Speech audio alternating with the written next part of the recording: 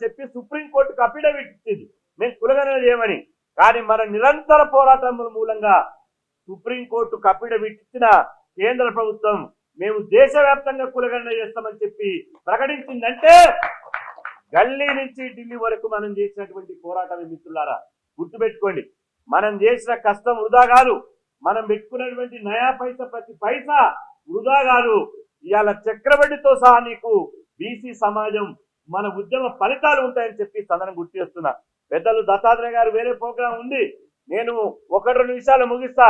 గుర్తుపెట్టుకోండి సోదరులారా, ఇవాళ సర్పంచ్ ఎన్నికలకు అంటే కేంద్ర నిధులు ఆగిపోతాయి, ఆ తర్వాత గ్రామాలు అస్తవ్యస్తం అవుతామంటున్నారు. అది ఎంపీడీసీ జెడ్పీసీలతో ఏముంది? ఎంపీడీసీ జెడ్పీడీసీలతో ఏమైనా ఉందా? ఇలా ఆ ఎన్నికలు జరపకపోతే కేంద్ర నిధులు ఆగిపోవు, అదేవిధంగా గ్రామాలు అస్తవ్యస్తం అయిపోవు. కాబట్టి ఎంపీడీసీ జెడ్పీడీసీ ఎన్నికలను రాష్ట్ర ప్రభుత్వం నిర్వహించొద్దు. నిర్వహిస్తే మాత్రం హనుమంతన్ ఇక్కడే ఉన్నాడు, హనుమంతని ఎంత ఫైట్ చేస్తే అంత మెచ్చుకుంటాడు. మేము అంటున్నాం, ఇవాళ అసెంబ్లీ నడుస్తుంది ఈ సమావేశం.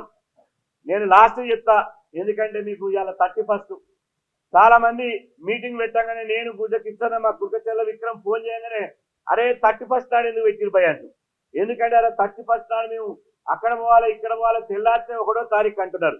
కానీ మాకు 31 కాదు, ఇప్పుడు అసెంబ్లీ సమావేశం ప్రారంభమైంది.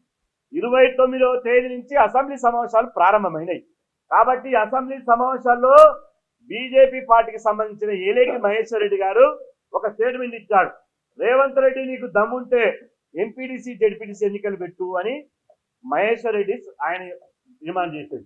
అదేవిధంగా మా హరీష్ రావు గారు, బీఆర్ఎస్ పార్టీకి సంబంధించిన హరీష్ రావు గారు, ఆయన సిద్దిపేటలో ప్రెస్ మీట్ పెట్టి మాకు పార్టీ గుర్తులు లేకుండానే 40% సర్పంచ్లు గెలిచినాం, నీకు దమ్ముంటే ఎంపీడీసీ జెడ్పీడీసీ ఎన్నికలు పెట్టు, అప్పుడు పార్టీ గుర్తులు ఉంటాయి, అప్పుడు మా దమ్మేందో చూపిస్తామని హరీష్ రావు గారు డిమాండ్ చేస్తారు. ఇక దానికి తోడు ఇవాళ రేవంత్ రెడ్డి గారు హైదరాబాద్ లో ఆయన నివాసంలో మీడియా సమావేశం పెట్టి మాకు 66% సర్పంచులు వచ్చినాయి, త్వరలోనే ఎంపీడీసీ జెడ్పీడీసీల ఎన్నికల మీద అసెంబ్లీలో నిర్ణయం తీసుకుంటామని చెప్పి ఆయన ప్రకటించింది. నేను అంటున్నా, కిందంగా గిచ్చి మీదంగా నవ్వమన్నట్టు, కిందంగా తొడపాసం పెట్టి మీదంగా నవ్వమన్నట్టు అసెంబ్లీలో బిల్లుకు మద్దతు ఇస్తారు, చట్టానికి మద్దతు ఇస్తారు. ఒక ఆయన డిమాండ్ చేస్తాడు, ఒక ఆయన నేను అసెంబ్లీలో ప్రకటిస్తాడు. కాబట్టి అందరూ అగ్రకులాలు ఒక్కటే, అందరు అగ్రకులాలకు మేము హెచ్చరిస్తున్న ఈ జేఏసీ మీటింగ్ ద్వారా మీరు కనుక అసెంబ్లీ వేదిక ద్వారా ఎంపీడీసీ జెడ్పీడీసీ ఎన్నికలు నిర్వహిస్తామని మీరు అసెంబ్లీలో ప్రకటించొద్దు అని